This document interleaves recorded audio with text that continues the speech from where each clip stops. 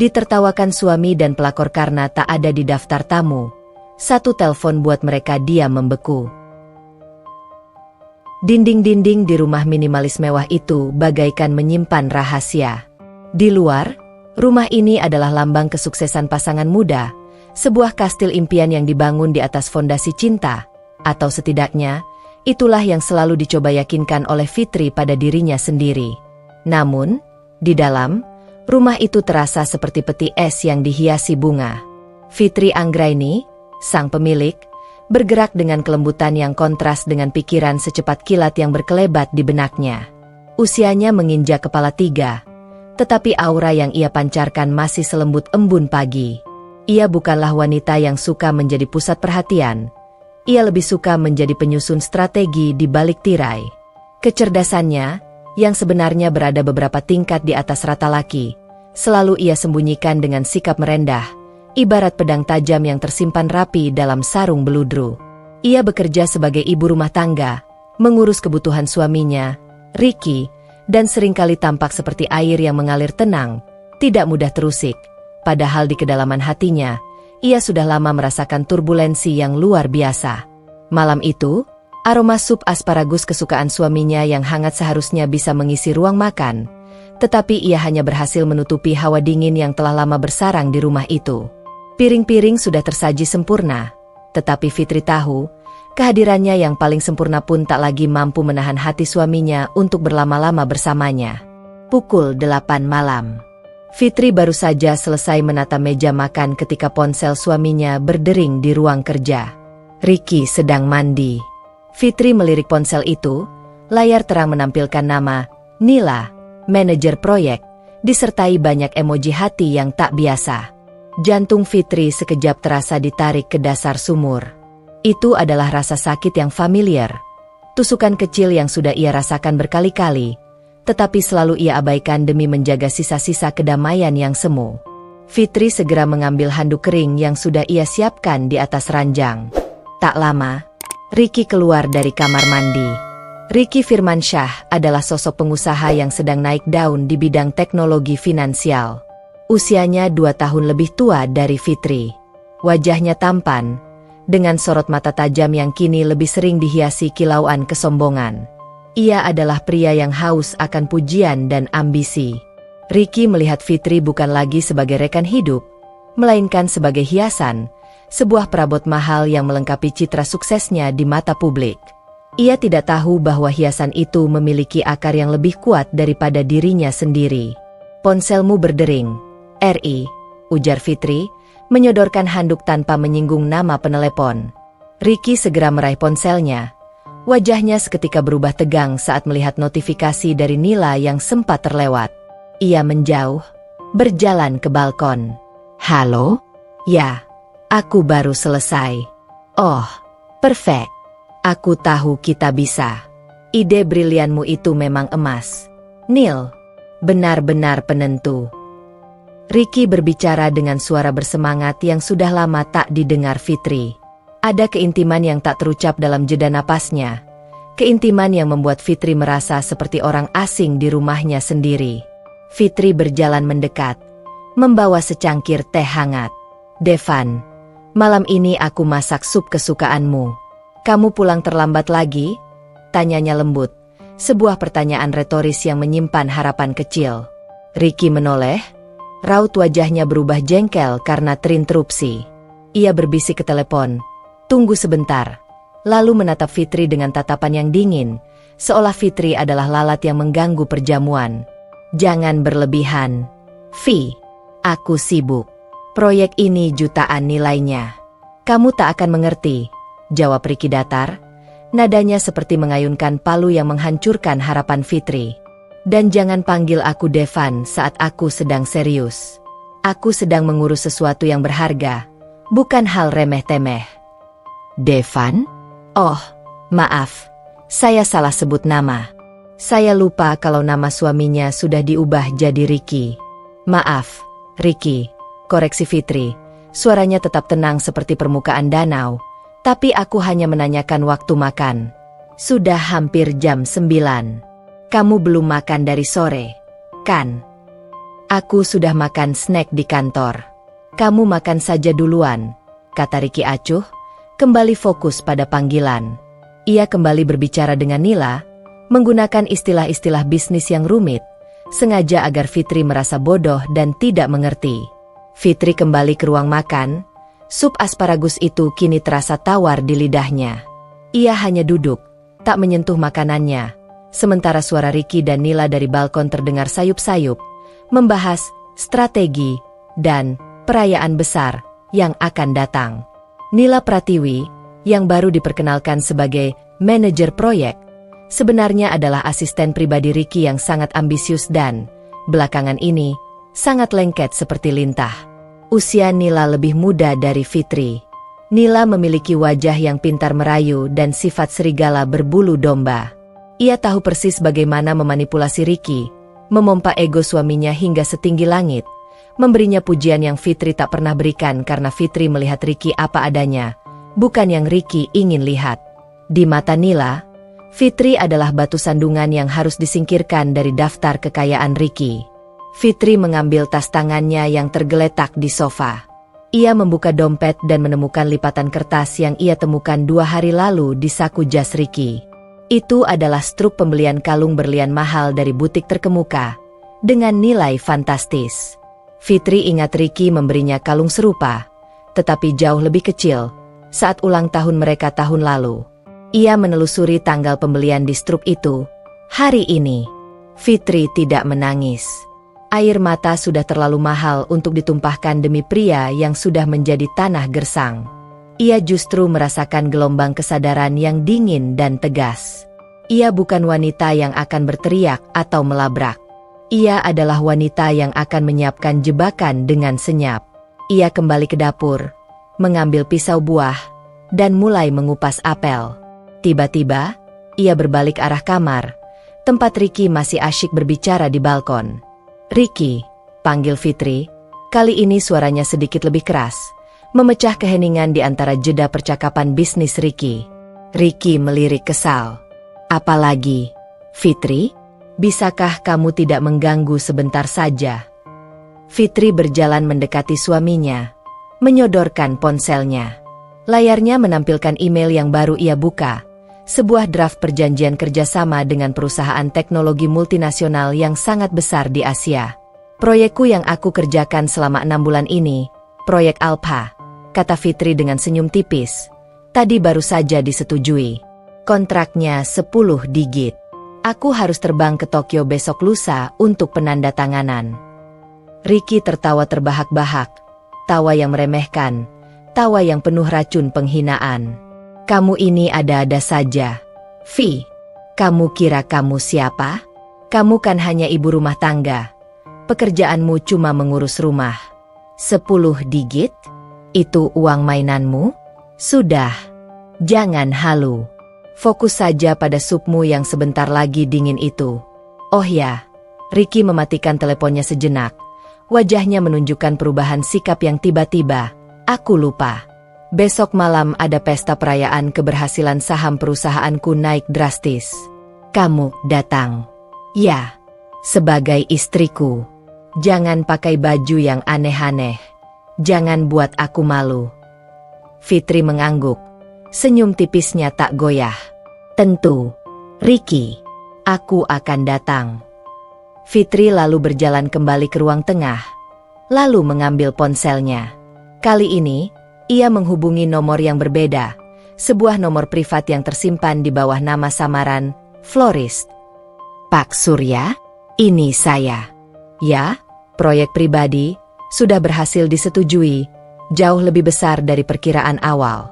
Semua data undercover sudah lengkap, termasuk pergerakan dana di PT Ricky Jaya Sekuritas. Tolong siapkan dokumen A3 urgent untuk malam besok. Saya mau perayaan itu jadi panggung penutup yang tak terlupakan. Pastikan semuanya ready sesuai jadwal. Saya mau lihat seberapa jauh mereka berani bermain." Fitri berbicara dengan nada yang dingin, terukur, dan penuh wibawa, jauh berbeda dari Fitri si ibu rumah tangga yang lembut. Malam itu, sarung beludru telah dibuka, dan pedang tajam di dalamnya mulai memantulkan cahaya yang menakutkan. Ricky di balkon sama sekali tidak mendengar pembicaraan itu, terlalu sibuk membalas pesan Nila. Fitri kembali memandangi struk pembelian kalung itu. Kali ini, ia tidak merasakan sakit. Yang ada hanyalah tekad baja. Ricky sudah menggali kuburnya sendiri, dan Fitri, si wanita yang ia anggap tak bernilai, hanya akan membantu menutupinya. Ia tahu, perayaan malam esok adalah puncak dari pengkhianatan Ricky. Mungkin saat Ricky berencana menceraikannya. Tapi Ricky tidak tahu, perayaan itu juga akan menjadi titik nol bagi kehancurannya. Pagi merangkak masuk melalui celah gorden kamar utama, cahayanya terasa dingin, seolah tak mampu menghangatkan ranjang yang sudah lama kehilangan kehangatannya. Hari ini seharusnya menjadi hari perayaan, hari jadi pernikahan Fitri dan Ricky yang kelima. Namun, di hati Fitri, hari itu terasa seperti tanggal kadaluarsa sebuah janji. Fitri bangun lebih dulu. Ia menoleh ke samping, Ricky masih tertidur pulas. Ponselnya tergeletak tidak jauh dari bantal. Ricky tidur layaknya bayi yang baru saja menghabiskan susu beracun, tenang di permukaan, tetapi menyimpan kebusukan di dalam. Fitri bangkit, tak ada lagi hasrat untuk menatap wajah suaminya. Di dapur, ia menyiapkan sarapan yang lengkap, meskipun ia tahu Ricky hanya akan memakan roti bakar sambil terburu-buru. Ia membayangkan 5 tahun lalu, Ricky akan melompat dari ranjang, memeluknya dari belakang, dan mengucapkan janji-janji manis yang kini hanya tersisa menjadi buih di lautan ingatan. Ricky keluar dari kamar, bukan dengan senyum hangat seorang suami di hari istimewa, melainkan dengan raut wajah pengusaha yang dikejar tenggat waktu. Matanya langsung tertuju pada ponsel, bukan pada Fitri. Pagi, sapa Fitri, mencoba melempar umpan terakhir ke laut yang membeku. Pagi, jawab Ricky singkat, bahkan tanpa menoleh. Ia duduk di meja makan, mengambil sepotong roti, dan mulai menggeser layar ponselnya. Fitri bisa merasakan aroma parfum Nila yang sedikit tertinggal di baju yang baru Ricky kenakan. Fitri meletakkan sebuket kecil bunga lili putih di samping piring Ricky. Aku tadi sempat ambil dari taman. Selamat hari jadi pernikahan kita yang kelima, Ricky.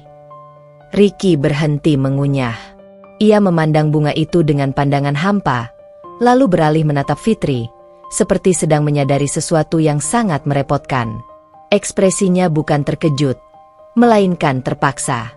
Astaga, Fitri, aku benar-benar lupa soal itu. Otakku penuh dengan angka dan deadline besar, ujar Ricky, tanpa ada nada penyesalan yang tulus. Ia meletakkan roti itu dan menghela napas panjang, seolah Fitrilah yang menyebabkan masalah ini. Maafkan aku, ya? Kamu tahu kan, aku sedang di puncak badai bisnis. Ini kan penentu masa depan kita berdua. Kita akan jadi orang kaya raya. Aku akan melunasi hutang perusahaan yang selama ini. Ah, sudahlah, kamu tak perlu pusing soal hutang.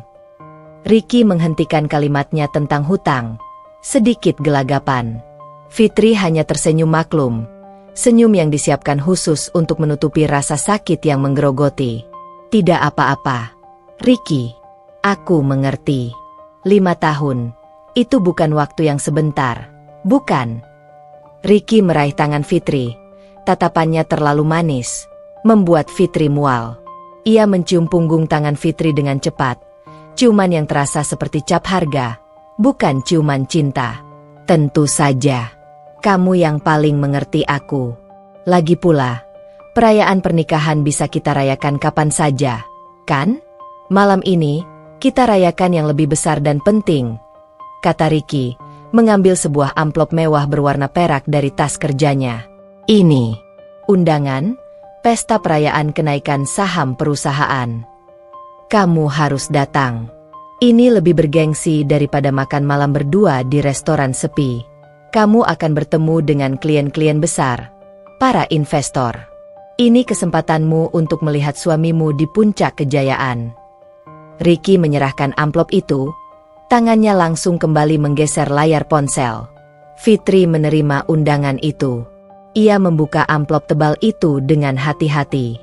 Undangan untuk 1 orang, atas nama Mr. Ricky Firmansyah dan pendamping, tanpa menyebut namanya. Di balik kelegaan karena diundang, Fitri mencium aroma samar penolakan yang sengaja dibungkus rapi. Pendamping? Kenapa tidak ada namaku di sini? Ricky? Tanya Fitri, menjaga nadanya tetap datar. Ricky melambaikan tangan, meremehkan. Formalitas. Fitri, formalitas.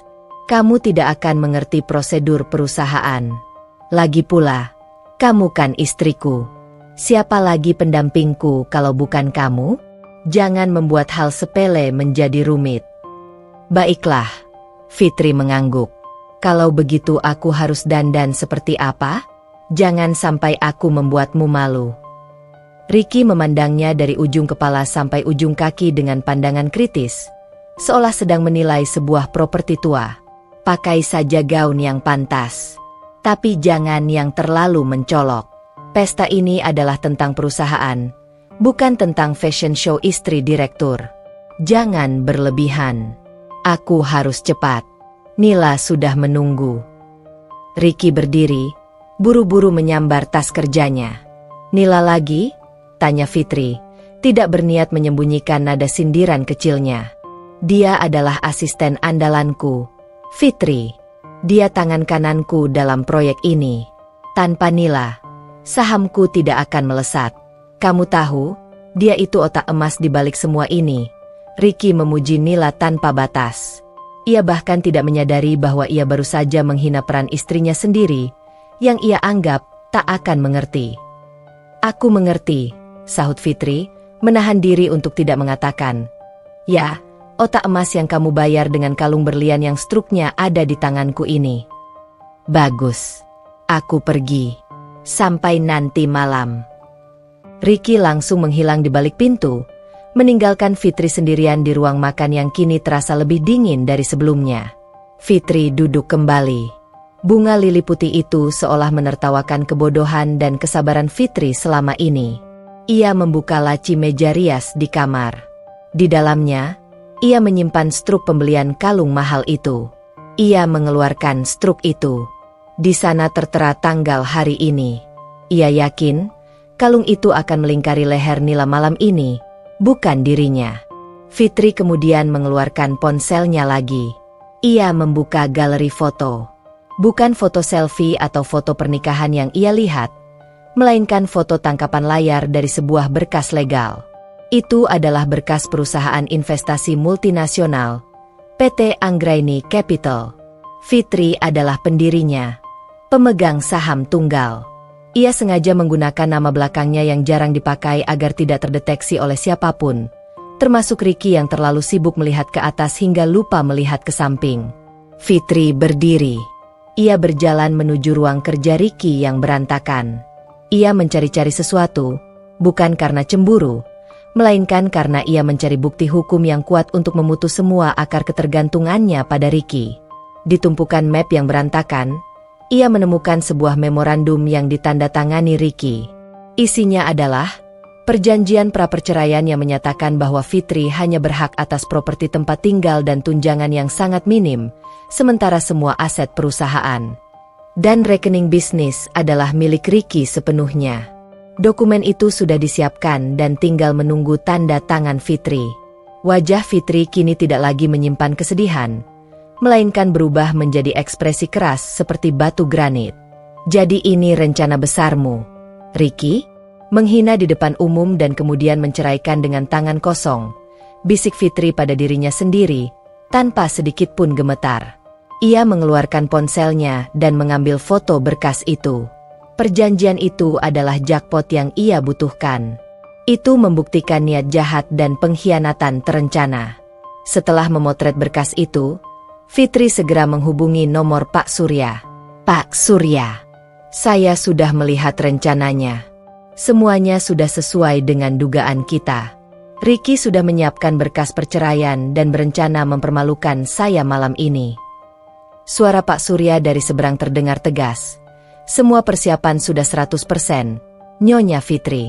Semua aset PT Ricky Jaya Sekuritas sudah di bawah pengawasan ketat tim kami, siap dibekukan dalam 1 kali klik. Saya juga sudah menyiapkan video conference dengan Dewan Komisaris PT Tiga Pilar Internasional, perusahaan klien terbesar Ricky. Mereka ingin memastikan siapa yang sebenarnya mereka ajak bekerja sama. Bagus, Fitri membalas. Suaranya mengandung janji dan ancaman yang sama kuatnya. Pastikan semua orang yang hadir di pesta nanti, terutama para petinggi, akan mendengar telepon saya dengan jelas. Buatlah ini menjadi pertunjukan abad ini. Fitri mematikan telepon. Rasa sakit hatinya kini bertransformasi menjadi amunisi. Ia menutup kembali laci Ricky, meninggalkan semuanya seolah tak tersentuh. Ia berjalan ke kamar rias. Gaun-gaunnya memang sederhana, dipilih agar tidak mencolok seperti permintaan Ricky. Tapi Fitri tahu, malam ini ia tidak butuh gaun mewah. Ia hanya butuh wibawa dan kekuasaan yang selama ini ia simpan rapat-rapat. Ia mengambil kotak perhiasan kecil dari brankasnya. Di dalamnya, bukan perhiasan mahal, melainkan sebuah chip memori kecil dan sebuah kartu nama berlambang elit yang sangat rahasia. Kartu nama itu bertuliskan, Fitri Anggraini, Chairwoman Anggraini Group. Fitri tersenyum di depan cermin. Senyumnya kini mematikan. Kamu ingin aku tidak berlebihan, Ricky? Baiklah. Aku akan datang sebagai diriku yang sebenarnya. Dan saat itu terjadi, kamu akan tahu bahwa kamu baru saja menertawakan naga yang sedang menyamar menjadi kadal. Malam pesta itu akan menjadi palu godam yang menghantam ego Ricky hingga hancur berkeping-keping. Dan Fitri sudah siap untuk menjadi sang pengeksekusi. Setelah Ricky meninggalkan rumah dengan tergesa-gesa, meninggalkan aroma parfum nila dan janji palsu, rumah itu kembali sunyi.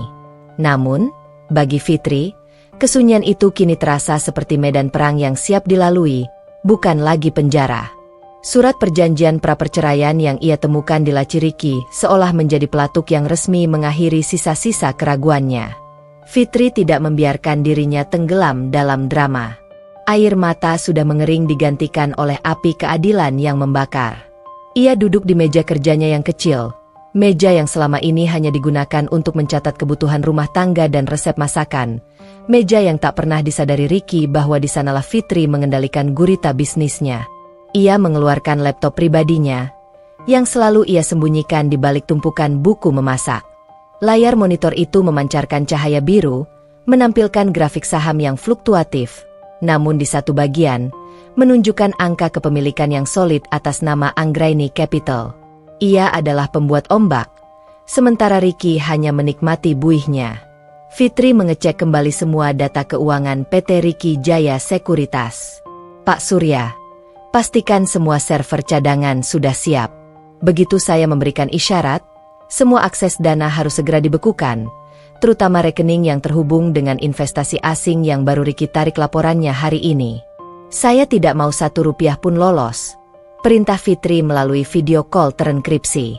Di layar, Pak Surya, seorang pria parubaya yang tenang dan berwibawa, mengangguk. Pak Surya adalah CEO dari salah satu perusahaan holding Fitri dan merupakan satu-satunya orang kepercayaan yang tahu identitas aslinya. Semuanya sesuai protokol. Nyonya Fitri, kami menjamin tidak ada celah. Dan video conference dengan Dewan Komisaris PT Tiga Pilar Internasional sudah diatur. Mereka akan standby untuk menyaksikan pertunjukan malam ini. Bagus, balas Fitri, senyumnya dingin. Bagaimana dengan kalung itu, Pak Surya? Apakah sudah Anda pastikan statusnya? Sudah kami cek, Nyonya. Kalung berlian yang struknya Anda kirimkan memang baru dibeli hari ini oleh Ricky. Kalung itu, menurut info internal, sama persis dengan yang akan dipakai Nila malam ini sebagai penghargaan karyawan terbaik. Jelas Pak Surya. Fitri menghela napas, lebih karena memastikan kebodohan Ricky, bukan karena sakit hati. Penghargaan. Sungguh ironis. Baiklah, Pak Surya. Malam ini saya akan mengirimkan sinyal melalui sebuah kode sandi. Ketika saya mengucapkan kata kontrak Alpha di telepon, itu berarti eksekusi harus dilakukan secepat kilat. Jangan ada penundaan. Siap, Nyonya. Semoga berhasil. Tutup Pak Surya. Fitri mematikan laptop, menyembunyikannya kembali. Kini saatnya ia berfokus pada penyamaran terakhirnya. Ia harus tampil sebagai Fitri, si istri polos yang Ricky kenal, tetapi dengan kecantikan yang tak terhindarkan agar kehinaan yang akan Ricky rasakan menjadi lebih menyakitkan. Ia memilih gaun sederhana berwarna navy tua. Gaun itu tidak mencolok, tetapi jatuh dengan sempurna di tubuhnya, menonjolkan keanggunan alaminya tanpa harus berteriak meminta perhatian. Ricky ingin ia tidak berlebihan, dan Fitri menuruti kemauan itu. Ia akan membiarkan inteligensinya yang berlebihan yang berbicara. Saat Fitri sedang merias diri di depan cermin, ponsel Ricky yang tertinggal di laci kamar kembali berdering. Nama Nila terpampang lagi.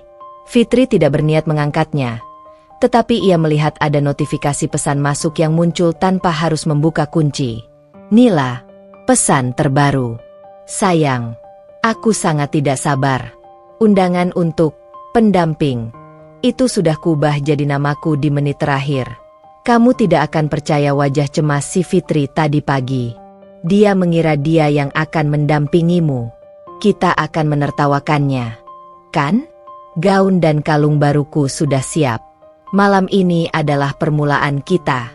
Jangan lupa bawa berkas perceraian itu. Pesan itu bagaikan pisau bermata dua. Di satu sisi, ia mengonfirmasi niat Ricky untuk mempermalukan Fitri di depan umum, dengan menghapus namanya dan menggantinya dengan Nila, sekaligus menunjukkan betapa terburu-burunya Ricky ingin menyingkirkan Fitri. Di sisi lain, pesan itu memberikan Fitri senjata pamungkas, bukti langsung bahwa Ricky dan Nila bersekongkol, lengkap dengan rincian kalung yang dibeli dengan uang Fitri sendiri. Fitri menarik napas panjang. Ia mengambil headset kecil tak terlihat yang biasa ia gunakan dalam rapat telekonferensi rahasianya, menyembunyikannya dengan apik di balik rambut panjangnya yang disanggul elegan. Headset itu terhubung langsung dengan saluran komunikasi aman Pak Surya. Ia ingin memastikan Ricky tidak hanya jatuh, tetapi terjun bebas ke jurang penghinaan. Pukul 7 malam. Fitri sudah siap. Ia turun ke ruang tamu, menunggu jemputan taksi online yang sudah ia pesan. Ricky sudah pergi duluan, tak sudi menjemput Fitri. Di ruang tengah, Fitri menemukan selai kartu kecil yang terjatuh dari saku jas Ricky yang sempat ia ambil dari kamar mandi. Itu adalah kartu nama sebuah firma hukum terkenal, tertulis nama seorang pengacara spesialis perceraian. Di belakang kartu itu, Ricky mencatat, "Pastikan semua aset perusahaan aman atas namaku. Janda itu hanya berhak atas rumah dan tunjangan minimal, sesuai yang sudah disepakati di draft perjanjian." Fitri mengambil kartu itu, melipatnya, dan menyimpannya di dalam dompet kecilnya. Kartu nama itu akan menjadi finishing touch untuk pertunjukannya. Ricky tidak sadar bahwa setiap langkah liciknya adalah sebuah umpan yang dimakan habis oleh Fitri. Terdengar klakson taksi di luar. Fitri berdiri tegak, membiarkan aura keanggunan dan kekuatan tersembunyinya keluar. Ia meninggalkan rumah itu, meninggalkan selubung kepolosan yang selama 5 tahun ia kenakan. Di dalam taksi, Fitri memandang keluar jendela. Jalanan kota dipenuhi lampu-lampunya, tetapi di matanya, lampu-lampu itu adalah sorotan panggung yang menunggunya. "Tolong ke Grand Emerald Ballroom, Pak. Ada pesta perusahaan di sana," pinta Fitri kepada sopir taksi. "Wah, Nyonya mau ke pestanya PT Ricky Jaya Sekuritas, ya? Itu perusahaan yang lagi naik daun. Nyonya, direkturnya masih muda dan hebat sekali," kata sopir taksi itu dengan nada kagum. Fitri tersenyum kecil. "Begitukah, Pak? Hebat ya?" "Iya, Nyonya. Tapi kalau boleh jujur, saya dengar-dengar, yang membuat perusahaan itu benar-benar besar itu bukan direkturnya. Ada gosip di kalangan pengusaha kecil, katanya ada investor gelap, seorang wanita yang sangat pintar, dijuluki Ratu Midas, karena apapun yang disentuhnya jadi emas. Katanya, semua modal dan strategi jeniusnya berasal dari wanita itu, tapi dia tidak mau tampil. Hanya direktur yang disuruh tampil," cerita sopir taksi itu antusias. Mata Fitri sedikit melebar. Ia tidak menyangka gosip itu sudah menyebar hingga ke kalangan sopir taksi. Ia merasa tersentuh bahwa kerja kerasnya yang selama ini tersembunyi, ternyata diakui oleh pihak lain, meskipun Ricky menertawakannya. "Oh ya? Siapa nama wanita itu, Pak?" tanya Fitri, berpura-pura penasaran. "Namanya misterius, Nyonya. Tapi inisialnya FA." Fitri tersenyum tulus kali ini. Inisial FA adalah Fitri Anggraini. Ia, sang Ratu Midas, kini sedang dalam perjalanan menuju perayaan yang dibuat untuk menertawakan dirinya. "Terima kasih atas ceritanya, Pak." "Menarik sekali," ujar Fitri. Saat taksi itu berbelok memasuki kawasan hotel mewah, jantung Fitri berdebar, bukan karena takut, melainkan karena gairah balas dendam yang terencana dengan sempurna. Ia sudah mengunci semua pintu keluar Ricky. Malam ini, drama yang sudah lama tersembunyi akan meledak di depan mata semua orang. Taksi yang membawa Fitri melaju pelan, membelah antrean mobil-mobil mewah yang berjejer rapi di depan lobi Grand Emerald Ballroom. Tempat ini adalah istana gemerlap yang dipenuhi aura kesuksesan, disewa khusus oleh PT Ricky Jaya Sekuritas untuk merayakan lonjakan saham fantastis mereka. Lampu sorot berwarna emas dan perak menari-nari di fasad gedung, menyambut tamu-tamu VIP yang berdatangan. Fitri turun dari taksi. Gaun navy sederhananya, yang sengaja ia pilih agar tidak menarik perhatian berlebihan seperti permintaan Ricky, kini justru membuatnya terlihat menonjol di tengah kerumunan wanita-wanita lain yang berlomba mengenakan gaun paling mencolok. Ia tampak seperti bintang jatuh yang diselimuti ketenangan, kontras dengan hiruk-pikuk di sekitarnya. Fitri melangkah tegap menuju pintu masuk ballroom. Di telinganya, headset kecil itu terasa dingin, tetapi memberikan rasa percaya diri yang membara. Langkahnya mantap, seperti ratu yang berjalan menuju tahtanya, bukan seperti istri yang diundang sebagai formalitas.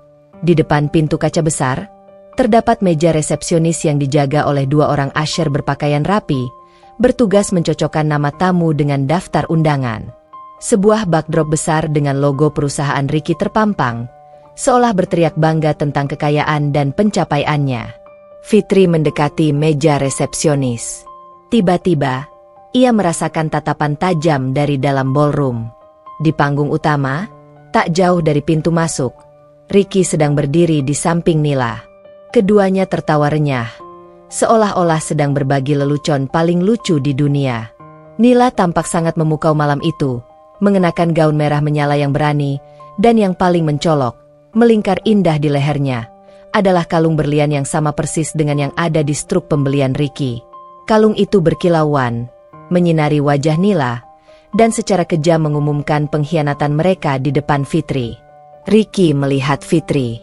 Namun, alih-alih menyambut, Ricky justru memalingkan wajah dan berpura-pura sibuk mendengarkan Nila, yang kini berbisik ke telinganya sambil melirik Fitri dengan senyum penuh arti kemenangan. "Sangat jelas," pikir Fitri. "Nila sudah berhasil menggantikan namaku dan mereka sudah siap untuk menertawakanku." Fitri tidak gentar. Ia berjalan ke meja resepsionis dengan senyum yang dipoles sempurna. "Selamat malam. Saya Fitri Anggraini, pendamping dari Bapak Ricky Firmansyah," ujar Fitri sopan kepada usher muda di balik meja. Usher itu, seorang pria dengan dasi kupu-kupu yang terlalu ketat, tersenyum ramah, tetapi matanya mulai mencari-cari di dalam daftar tamu yang ada di tablet digitalnya. Fitri bisa melihatnya men-scroll ke atas dan ke bawah. "Maaf, Nyonya, boleh saya lihat undangan Anda, atau saya cocokkan namanya?" tanya usher itu. Fitri menyerahkan undangan mewah berwarna perak yang diberikan Ricky pagi tadi. Usher itu memindai kartu itu, lalu alisnya berkerut. Di sini tertulis, Mr. Ricky Firmansyah dan pendamping. "Kami harus mencocokkan nama pendamping di daftar tamu kami, Nyonya. Mohon tunggu sebentar." Usher itu kembali mencari nama Fitri Anggraini di tabletnya. Wajahnya mulai menunjukkan ekspresi bingung. Beberapa tamu yang baru datang di belakang Fitri mulai melirik ke arahnya. "Maaf, Nyonya Fitri. Saya tidak menemukan nama Anda dalam daftar tamu VIP kami. Apakah mungkin Anda terlewat di daftar umum? Tapi pesta ini hanya untuk undangan VIP," kata usher itu. Nada suaranya mulai terdengar tidak enak. Fitri tetap tenang, sekokoh karang yang dihantam ombak. Tidak mungkin. Saya sudah memastikan. Saya adalah pendamping resmi Bapak Ricky Firmansyah. Coba Anda periksa di bawah nama Nila Pratiwi. Mungkin ia yang mencantumkan nama saya. Asher itu menuruti. Ia memeriksa nama Nila. Ah, ya. Nyonya Nila Pratiwi terdaftar di sini. Nyonya. Dan ia terdaftar sebagai pendamping khusus Bapak Ricky Firmansyah bersama para dewan direksi lainnya. Tidak ada nama lain yang terhubung dengan Ricky. Nyonya. Mungkin ada kesalahan administrasi. Asher itu terdengar tulus meminta maaf. Tetapi kata-katanya adalah pukulan telak yang disengaja Ricky dan Nila. Fitri merasakan mata semua orang kini tertuju padanya. Bisikan mulai merambat di antara tamu-tamu yang berdiri di dekat pintu, seperti rantai api yang menyebar cepat. Ricky, yang memang menunggu momen ini, berjalan turun dari panggung, didampingi Nila yang tersenyum penuh kemenangan dan memamerkan kalung berlian barunya. Ricky sengaja berjalan dengan langkah lebar, memastikan semua mata tertuju padanya. Ada apa ini ribut-ribut di pintu masuk? Kalian ini merusak suasana perayaan. Hardik Ricky, suaranya sengaja dikeraskan agar didengar semua orang. Ricky melihat ke arah Fitri, seolah baru menyadari kehadirannya. Ekspresinya berubah menjadi terkejut yang sangat dibuat-buat.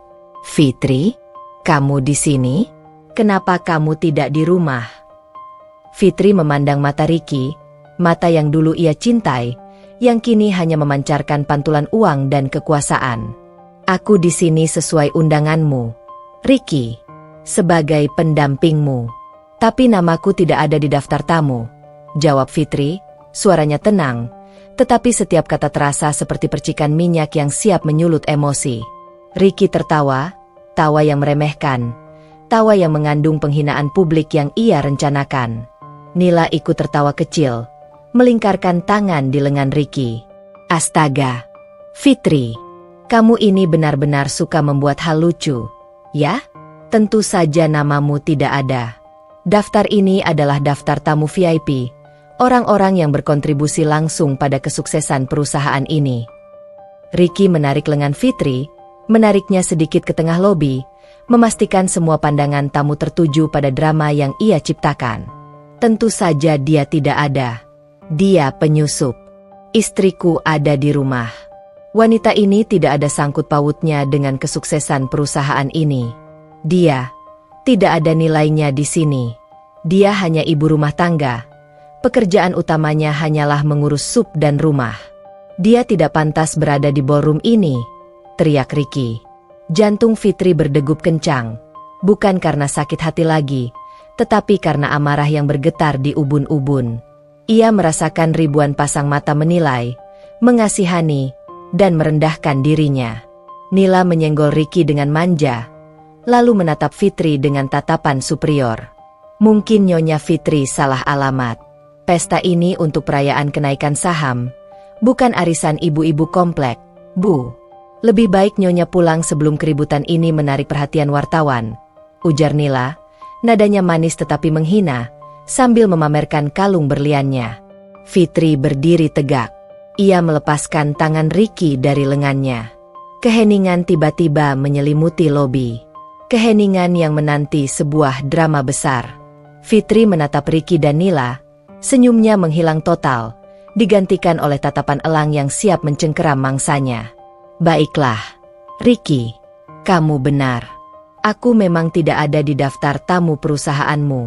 Aku bahkan tidak berniat mendaftar, kata Fitri dengan suara yang pelan, tetapi jelas terdengar di tengah keheningan. Tapi aku ada di daftar yang jauh lebih penting. Ia mengeluarkan ponselnya. Ricky dan Nila hanya bisa memandang remeh, menganggap itu hanyalah sebuah perlawanan kecil yang lucu dari seorang istri yang sedang panik. Mereka tidak tahu, lonceng kematian sudah mulai berdentang.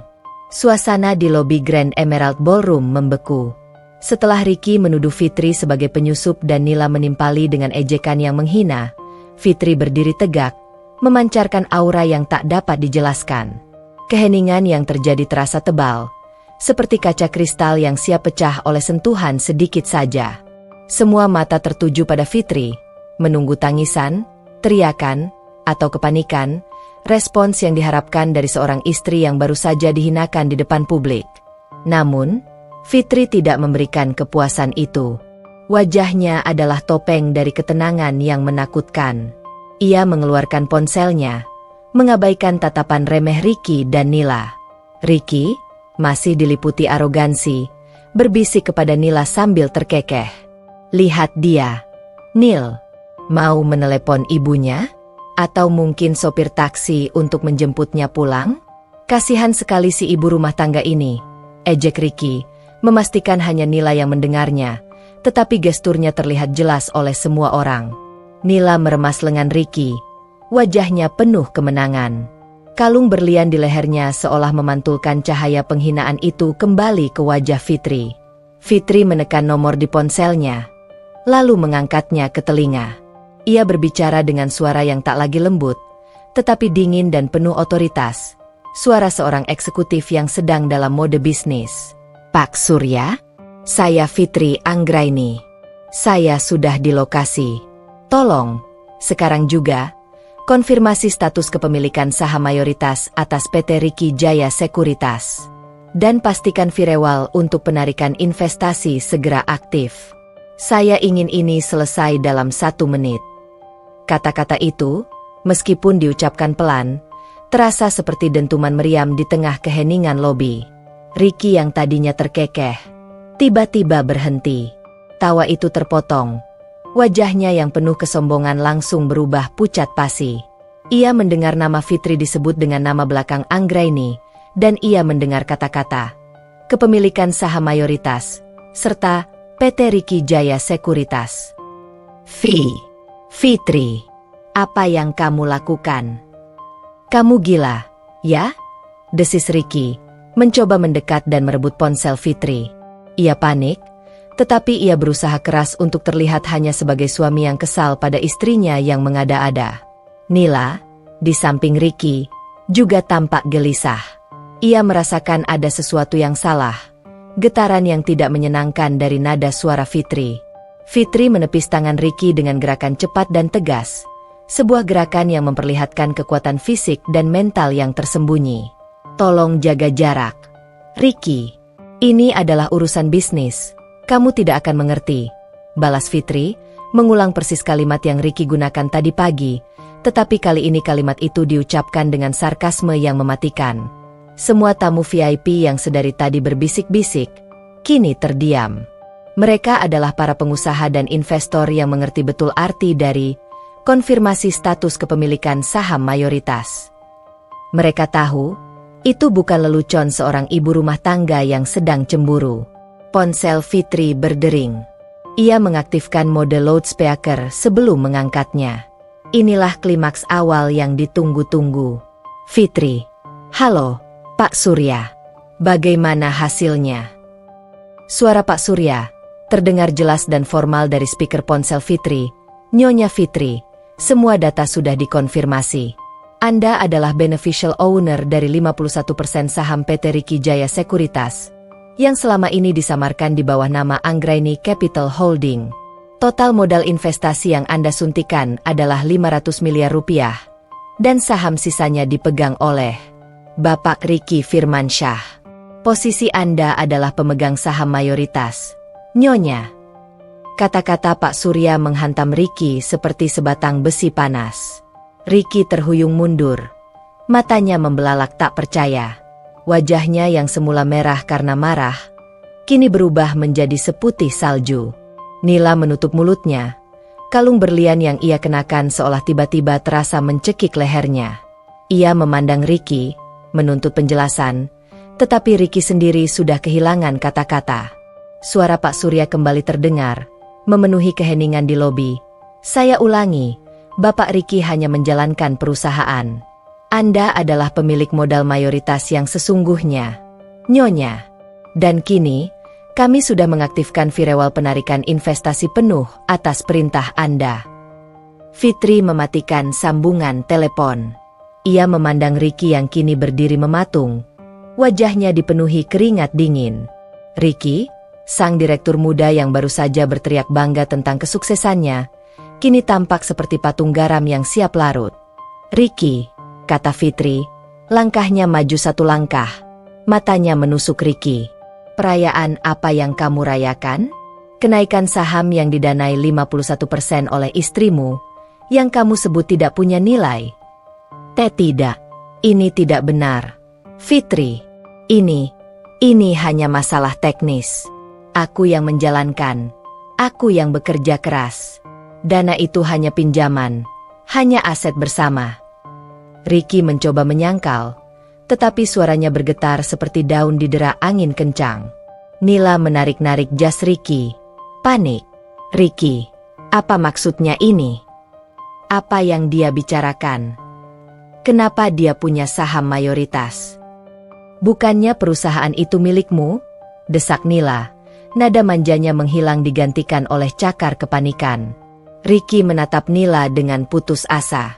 Ia tahu, semua kebohongan yang ia bangun selama 5 tahun terakhir, semua upaya untuk menyingkirkan Fitri tanpa harta, kini runtuh di depan mata semua orang. Fitri tidak memberi kesempatan Ricky untuk bicara. Ia berjalan kembali ke meja resepsionis, mengambil undangan perak yang tadinya ia serahkan. "Maafkan keributan ini," ujar Fitri kepada Asher yang masih terkejut. "Saya memang tidak ada di daftar tamu perusahaan ini, karena saya tidak perlu didaftar." Fitri lalu berjalan menuju panggung utama, tempat Ricky dan Nila berdiri sebelumnya. Ia mengambil mikrofon dari stand, tatapannya menyapu seluruh ruangan. Aura yang dipancarkannya begitu kuat, begitu mengintimidasi, membuat ratusan tamu VIP, termasuk Ricky dan Nila yang kini berdiri di bawah panggung, merasa kecil. "Selamat malam, Bapak dan Ibu tamu terhormat. Perayaan ini memang tentang kesuksesan. Dan saya, Fitri Anggraini, ada di daftar yang jauh lebih penting dari sekadar daftar tamu." Fitri memegang mikrofon itu, siap melancarkan pukulan telak yang akan mengakhiri karir dan status Ricky dalam sekejap. Panggung telah menjadi miliknya. Fitri berdiri di panggung, memegang mikrofon. Di bawahnya, kerumunan tamu VIP terdiam, wajah-wajah mereka memantulkan cahaya lampu ballroom yang tadinya penuh kegembiraan, kini berubah menjadi cermin ketegangan. Semua perhatian tertuju padanya. Fitri, si wanita yang 5 menit lalu dituduh penyusup dan tidak berharga, kini menguasai panggung, dengan Ricky dan Nila berdiri membeku di barisan depan, tak lebih dari 2 boneka yang kehabisan baterai. Fitri menarik napas. Sorot matanya yang tajam tertuju langsung ke Ricky. "Terima kasih atas perhatiannya. Malam ini seharusnya menjadi malam perayaan atas keberhasilan yang dipersembahkan oleh Bapak Ricky Firmansyah, suami saya," ujar Fitri, menekankan kata "suami" dengan nada yang menyakitkan. "Dan juga oleh pendamping istimewanya, Nona Nila Pratiwi." Nila, yang masih memegang erat lengan Ricky, mulai meremasnya semakin kuat. "Saya datang ke sini atas undangan resmi. Undangan yang menyebutkan saya sebagai pendamping, tetapi nama saya sengaja dihapus dari daftar tamu. Sebuah usaha yang cukup keras, yang didukung oleh asisten andalan, Nona Nila, demi membuat saya terlihat seperti debu di tengah pesta berlian," lanjut Fitri, suaranya tenang, tetapi memiliki kekuatan untuk membuat telinga siapapun berdenging. Ricky mendongak. Matanya memohon. Ia mencoba melangkah ke arah panggung, tetapi kakinya terasa seperti dibelenggu timah panas. Ia tahu, setiap kata yang keluar dari mulut Fitri adalah pembuka jalan menuju kehancuran totalnya. "Fi, kumohon, jangan lakukan ini. Kita bisa bicarakan ini baik-baik di rumah. Ini hanya masalah kesalahpahaman administrasi," desis Ricky, suaranya hampir tak terdengar di tengah keheningan. Fitri mengabaikan. Ia mendekatkan mikrofon. Ia tahu ratusan pasang telinga sedang menunggu. "Saya ingin meluruskan kesalahpahaman. Ricky mengatakan saya tidak memiliki nilai di sini, karena pekerjaan saya hanyalah mengurus rumah. Iya benar. Tugas saya adalah mengurus rumah dan menyajikan sup. Tetapi ia lupa, siapa yang menghidupkan kompor di perusahaannya." Fitri lalu menunjuk ke arah Nila, yang kini wajahnya memerah padam. Ricky sangat memuji Nona Nila. Ia menyebutnya otak emas, yang membuatnya sukses. Bahkan membelikannya kalung berlian sebagai penghargaan karyawan terbaik. Fitri mengeluarkan ponselnya lagi, menunjukkan foto struk yang ia ambil, yang sudah ia kirimkan ke layar proyektor besar di belakangnya, yang tadinya menampilkan logo perusahaan Ricky, kini menampilkan gambar struk itu dengan jelas.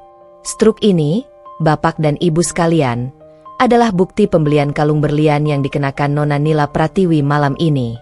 Pembelian itu dilakukan oleh Ricky, suamiku, di hari ulang tahun pernikahan kami, di hari ketika ia berpura-pura lupa dan memberiku undangan tanpa nama. Fitri memandang lurus ke arah Nila. Kalung itu memang indah, Nona Nila. Tapi tahukah Anda? Kalung berlian di leher Anda itu dibeli dengan uang Anggraini Capital. Uang perusahaan yang 51% modalnya adalah milik saya. Jadi, saya ucapkan selamat. Anda memakai hadiah yang dibeli dengan uang wanita yang Anda tertawakan. Nila tersentak, tangannya refleks memegang kalung itu, seolah perhiasan itu tiba-tiba berubah menjadi batu panas. Beberapa tamu mulai berbisik dengan nada terkejut, bukan lagi menghina Fitri, melainkan mencela perbuatan Ricky dan Nila. Fitri belum selesai. Ia melihat ke sudut ruangan, tempat ia tahu ada beberapa wartawan bisnis yang diundang Ricky untuk meliput kesuksesannya. Namun, pengkhianatan Ricky tidak hanya sampai di sini. Ia sangat ingin menyingkirkan saya. Bukan hanya dari hatinya, tetapi juga dari kehidupannya dan dari kekayaan yang saya tanamkan. Fitri mengambil kartu nama pengacara perceraian dan foto draft perjanjian praperceraian yang kini juga muncul di layar proyektor. Daftar yang lebih penting, yang saya maksud tadi, adalah daftar yang ini. Sebuah draft perjanjian praperceraian yang menyatakan saya hanya berhak atas rumah, sementara Ricky mengambil alih semua aset perusahaan, termasuk saham mayoritas yang saya miliki. Ricky sudah lama merencanakan ini, menganggap saya bodoh dan tidak mengerti aset. Fitri menatap Ricky yang kini sudah tidak mampu berdiri tegak. Ricky, kamu menertawakan istrimu yang tidak ada di daftar tamu perusahaanmu. Tapi kamu tidak sadar. Kamu berdiri di atas panggung yang dibayar oleh istrimu. Kamu merayakan kesuksesan yang diimpikan oleh istrimu. Dan kamu berusaha menceraikan istrimu dengan tangan kosong. Padahal dialah yang selama ini menjadi jaring pengamanmu, pelindung rahasia yang kamu anggap sampah. Fitri menurunkan mikrofonnya sebentar. Ia bisa melihat Nila melepaskan kalung berlian itu dengan cepat, menyembunyikannya di balik tubuh Ricky. Situasi sudah sepenuhnya berbalik. Fitri kini menjadi jaksa penuntut, dan Ricky adalah terdakwa di pengadilan publik. Ricky, dalam keputusasaan total, akhirnya berhasil bersuara. Suaranya serak dan memohon. Fitri, tolong, jangan begini. Itu hanya draft. Aku tidak serius. Kita bisa bicara, ya? Aku janji akan membatalkan semuanya. Aku akan usir Nila. Aku akan berikan semua saham itu padamu. Kita bisa kembali seperti dulu. Vi, aku minta maaf. Aku hanya hilaf. Ricky mencoba meraih tangan Fitri, memohon belas kasihan. Fitri menatap Ricky, tidak ada lagi cinta di matanya. Hanya kekecewaan yang mendalam dan dingin. Terlambat. Ricky, kamu sudah memilih. Kamu memilih menghinaku, menertawakanku, dan menganggapku tidak layak, demi wanita yang hanya mencintai dompetmu. Fitri mengangkat ponselnya lagi, memicu kode sandi terakhir yang sudah ia janjikan kepada Pak Surya. Pak Surya, dengar saya baik-baik. Lakukan sekarang. Eksekusi kontrak Alpha. Kata, kontrak Alpha, diucapkan Fitri dengan penekanan luar biasa. Dan saat kata itu diucapkan, Ricky dan Nila seketika tahu bahwa kehancuran mereka bukan lagi ancaman, melainkan kenyataan yang baru saja dieksekusi. Wajah mereka berdua berubah dari pucat menjadi abu-abu kehitaman, seolah seluruh darah telah ditarik dari tubuh mereka. Kata-kata, eksekusi kontrak Alpha, yang diucapkan Fitri melalui mikrofon menggantung di udara, menciptakan keheningan yang lebih pekat daripada malam.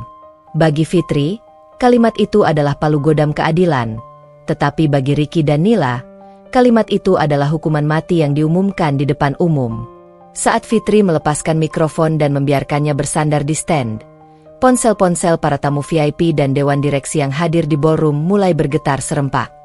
Mereka semua adalah pelaku pasar yang sangat sensitif terhadap berita bisnis. Suara notifikasi yang mendadak ramai itu bukan berasal dari pesan biasa, melainkan dari layanan berita bisnis real-time yang mereka langgani. Ricky, yang masih berdiri di bawah panggung, memandang Fitri dengan mata memohon dan menuduh secara bersamaan. Ia mencoba mengeluarkan ponselnya, tetapi tangannya gemetar hebat. Nila, yang tadinya menyembunyikan kalung berlian di belakang punggung Ricky, kini juga sibuk meraih ponselnya. Seketika, ekspresi kaget dan kebingungan mulai muncul di wajah para tamu, dan kemudian berubah menjadi ketakutan yang meluas. Para dewan direksi PT Ricky Jaya Sekuritas yang duduk di meja depan terlihat pucat. Salah satu tamu, seorang pengusaha senior yang dihormati, tiba-tiba berteriak panik ke ponselnya. Apa? Saham PT Ricky Jaya Sekuritas anjlok 0,7% dalam 1 menit? Ada apa ini? Kenapa tiba-tiba stop order dilakukan di semua pasar? Teriakan panik itu disusul oleh suara-suara lain yang tak kalah cemas. Liquidity perusahaan hilang. Semua rekening dihentikan sementara. Siapa yang menarik dana sebesar itu tanpa pemberitahuan? Dana investasi dari mitra Tiongkok kita ditarik. Totalnya 500 miliar rupiah. Semuanya ditarik dalam 1 kali transaksi. Perusahaan ini sekarang terancam likuidasi. Fitri hanya berdiri di panggung, menyaksikan badai yang ia ciptakan meluluhlantakkan fondasi kebohongan Ricky. Ia tidak perlu berbicara lagi. Para tamu itu sendiri yang menjadi pembawa kabar buruknya. Ricky akhirnya berhasil membuka ponselnya. Layar trading yang ia buka menunjukkan garis merah yang menukik tajam, meluncur ke jurang yang tak terhindarkan. Ia melihat notifikasi dari bank, penarikan investasi mayoritas oleh Anggraini Capital Holding. Akun bisnis utama dibekukan. Ricky menoleh ke arah Fitri. Matanya kini dipenuhi horor murni. Ia akhirnya mengerti kedalaman kalimat, kontrak Alpha. Itu bukan sandiwara. Itu adalah trigger hukum yang dilepaskan oleh seorang wanita yang ia anggap bodoh. Fitri, kau yang melakukannya. Anggraini Capital itu kau. Bagaimana mungkin? Ricky berteriak, suaranya pecah, menggema di seluruh ballroom. Fitri turun dari panggung, berjalan perlahan menghampiri Ricky. Ia tampak seperti malaikat maut yang datang dengan gaun elegan. Kamu ingat, Ricky?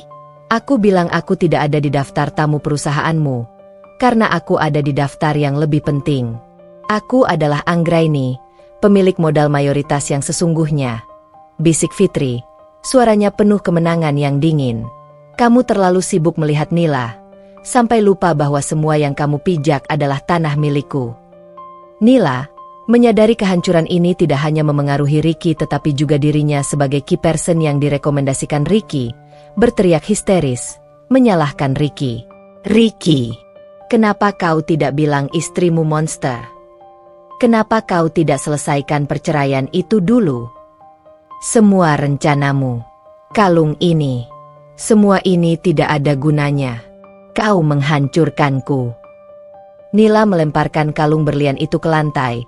Berliannya memantul dan bergulir tak berharga di sepatu Fitri.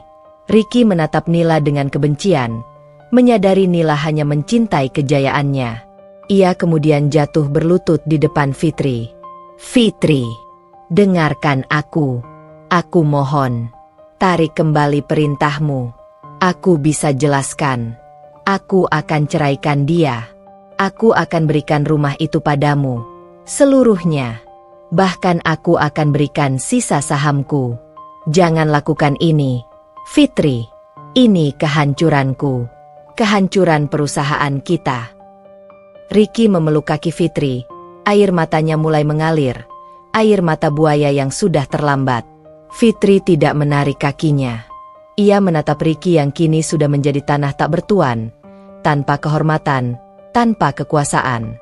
Perusahaan kita? Tidak. Ricky, itu adalah perusahaanku, yang aku izinkan kamu jalankan sebagai tameng. Selama ini, aku tahu tentang Nila. Aku tahu tentang niatmu untuk menceraikan dan mengambil hartaku. Aku memberimu kesempatan terakhir, di hari anniversary kita, tapi kamu memilih untuk menghinaku di depan semua orang, kata Fitri, matanya tidak berkedip sedikit pun. Fitri lalu mengeluarkan ponselnya lagi. Pak Surya, laporkan hasil eksekusi kepada Dewan Direksi yang hadir di sini.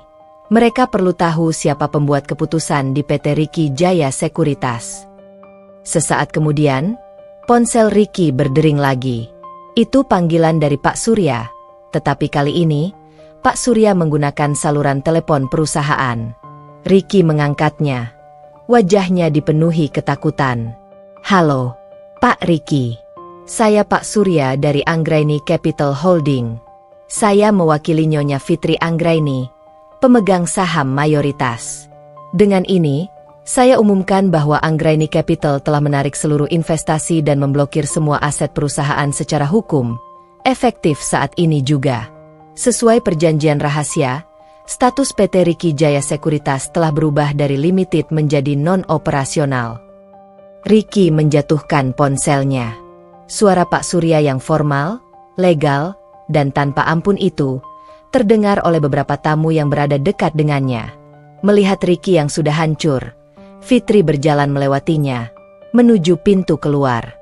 Ia meninggalkan Ricky dan Nila yang sibuk saling menyalahkan di tengah lobi, di bawah tatapan kasihan dan jijik dari ratusan tamu. Fitri tidak perlu lagi di daftar tamu, karena dia adalah pemilik pesta yang baru saja menutup acaranya secara permanen. Lobi Grand Emerald Ballroom kini bukan lagi tempat pesta, melainkan berubah menjadi sarang lebah yang diserang. Para tamu sibuk berdiskusi dengan nada cemas. Sebagian besar segera menghubungi penasihat keuangan mereka untuk menanyakan dampak penarikan dana besar-besaran dari PT Ricky Jaya Sekuritas. Fitri meninggalkan panggung dan berjalan menuju pintu keluar.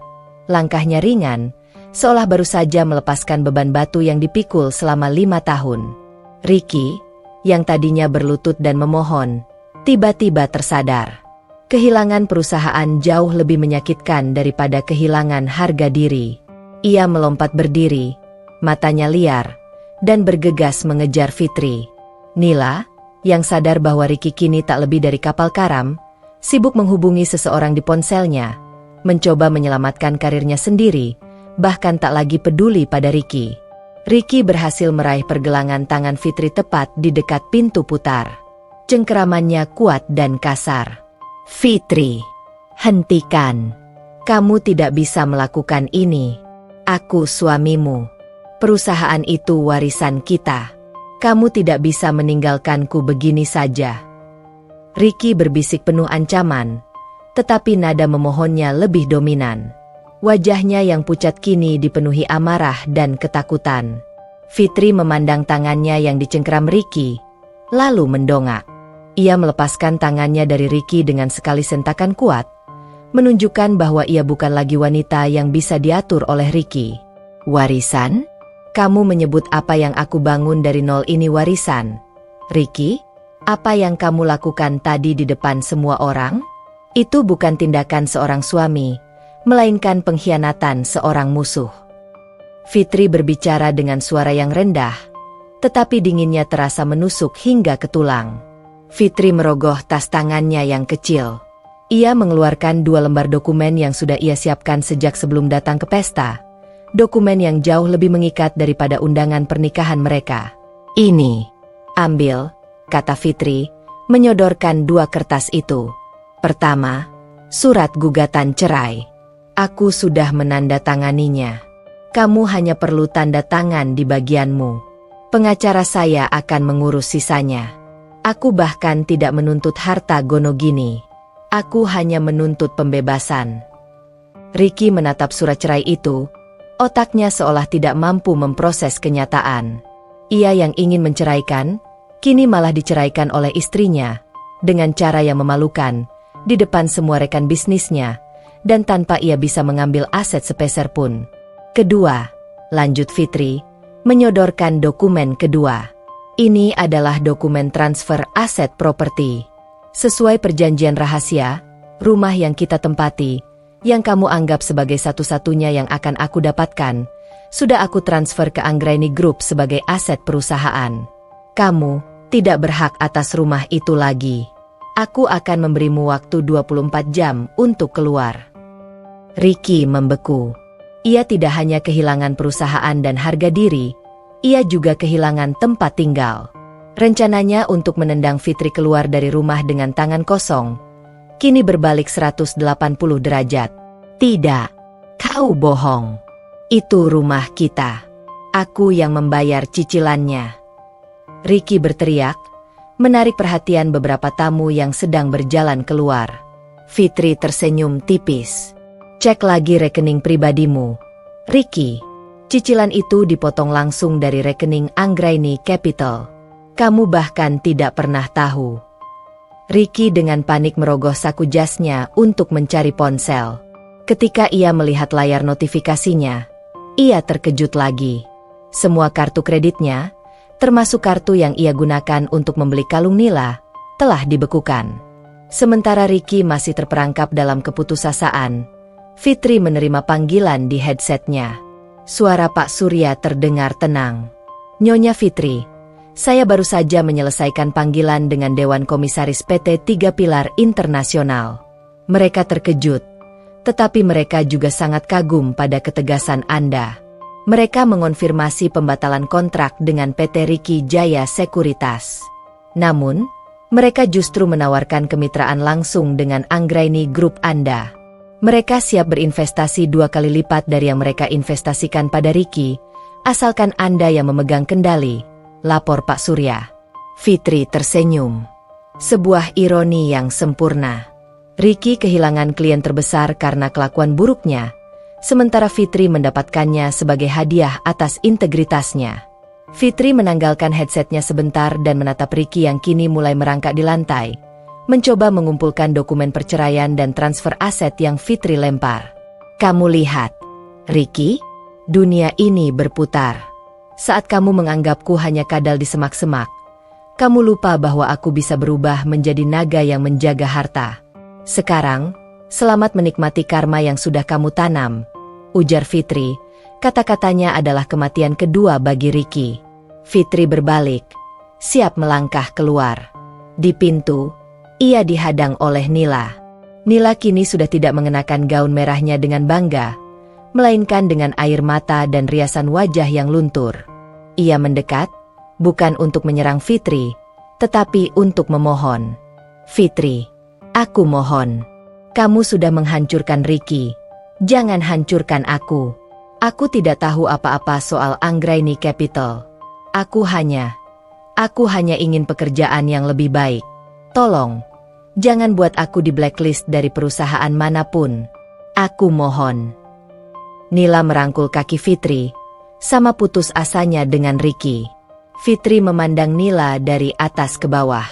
Aku tidak perlu menghancurkanmu. Nila, kamu sudah menghancurkan dirimu sendiri saat kamu memilih mencintai dompet yang salah dan menertawakan orang yang tulus. Kamu adalah contoh sempurna bahwa ambisi tanpa integritas akan selalu berakhir di titik nol. Fitri melepaskan kaki Nila dengan lembut, tetapi tegas. Adapun tentang pekerjaanmu, aku sudah menelepon beberapa perusahaan yang memiliki zero tolerance terhadap karyawan yang menjalin hubungan terlarang dengan atasan dan memalsukan dokumen. Sisanya, biar waktu dan rekam jejakmu yang menentukan. Fitri melangkah keluar ballroom. Udara malam yang dingin menyambutnya, terasa segar dan melegakan, seperti embun setelah badai berlalu. Di luar, mobil mewah hitam sudah menunggu. Bukan taksi online, melainkan mobil dinas Anggraini Group. Di samping mobil, Pak Surya berdiri dengan senyum hormat. Selamat, Nyonya Fitri. Anda melakukannya dengan sangat elegan, ujar Pak Surya sambil membukakan pintu mobil untuk Fitri. Fitri masuk ke dalam mobil, memejamkan mata sejenak, merasakan ketenangan yang baru ia temukan. Ia sudah meninggalkan Ricky dan Nila dalam kehancuran yang mereka pilih sendiri. Ia akhirnya bebas. Mobil hitam mewah yang membawa Fitri melaju membelah malam. Di kursi belakang, Fitri menanggalkan headset kecilnya. Ia bersandar, memejamkan mata sejenak, membiarkan energi kemarahan dan ketegasan yang tadi ia tunjukkan mereda. Ia bukan lagi Fitri si istri polos yang dipermalukan, melainkan CEO Fitri Anggraini, sang Ratu Midas, yang selama ini bekerja dalam senyap. Di kursi penumpang depan, Pak Surya menoleh ke belakang. Wajahnya menunjukkan campuran lega dan kekaguman. "Nyonya, saya harus akui, eksekusi Anda malam ini sungguh luar biasa. Rapi, cepat, dan publik. Anda menutup drama itu dengan cara yang paling efektif." Puji Pak Surya, suaranya tulus. Fitri membuka mata. Seulas senyum tipis terukir di bibirnya. Senyum itu kini jauh lebih tulus daripada senyum maklum yang sering ia berikan pada Ricky. "Terima kasih, Pak Surya. Semua berkat kesiapan tim Anda." Selama ini, Ricky terlalu buta oleh ego dan nila, sampai ia lupa bahwa istrinya adalah arsitek dari semua yang ia banggakan. Kehancuran ini sudah lama ia bangun sendiri. Saya hanya menarik tiang penopangnya. Fitri memandangi Grand Emerald Ballroom yang perlahan menjauh di kaca spion. Ia membayangkan Ricky dan Nila yang masih terperangkap di sana, menghadapi kemarahan investor dan malu yang tak terperikan. Ricky yang haus validasi, kini telah mendapatkan validasi terburuk, kebangkrutan sejati di depan semua orang yang ia kagumi. Pak Surya menyerahkan sebuah map tipis berwarna merah. "Nyonya, kami sudah memindai semua berita online. Kisah Anda langsung meledak. Semua media bisnis utama menyebutnya sebagai The Silent Takeover atau peristiwa Grand Emerald. Yang lebih penting, Dewan Komisaris PT Tiga Pilar Internasional sudah menanggapi cepat." Fitri mengambil map itu. "Tentang tawaran kemitraan ganda itu." "Ya, Nyonya. Mereka ingin bertemu Anda sekarang. Mereka sedang menunggu di kantor cabang baru kita. Mereka benar-benar terkesan pada sikap Anda yang tidak takut menghadapi konflik dan menunjukkan kontrol penuh atas situasi. Mereka melihat Anda sebagai benteng baja yang sangat kredibel, jauh lebih baik daripada Ricky yang arogan." Fitri mengangguk. Inilah yang ia tunggu. Fitri tidak hanya ingin membalas dendam, ia ingin mengubah panggungnya menjadi lebih besar dan lebih profesional. "Bagus. Kita langsung ke sana, Pak Surya. Sudah waktunya, proyek pribadiku, ini, Anggraini Group, diresmikan secara terbuka di hadapan mitra-mitra besar," ujar Fitri, kini nadanya penuh gairah kerja. Setengah jam kemudian, mobil mereka tiba di sebuah gedung pencakar langit megah di kawasan bisnis utama Jakarta. Lampu di lantai teratas, yang merupakan kantor pusat baru Anggraini Group, menyala terang menyambut kedatangan Fitri. Di ruang rapat yang didominasi kaca, 3 pria parubaya berpakaian formal menyambut Fitri dengan penghormatan yang mendalam. Mereka adalah perwakilan dari PT Tiga Pilar Internasional, klien terbesar yang baru saja Ricky hancurkan hubungannya. "Selamat malam, Nyonya Fitri. Kami sangat menghormati kedatangan Anda," sapa Pak Hardi, Ketua Dewan Komisaris Tiga Pilar, dengan suara yang berat dan tulus. "Kami sudah menyaksikan rekaman apa yang terjadi di ballroom. Kami mohon maaf atas perilaku rekan kami, Ricky Firmansyah." Fitri duduk di ujung meja, meletakkan map merah itu di depannya. Ia tersenyum tipis. "Terima kasih, Pak Hardi. Saya menghargai profesionalisme Anda.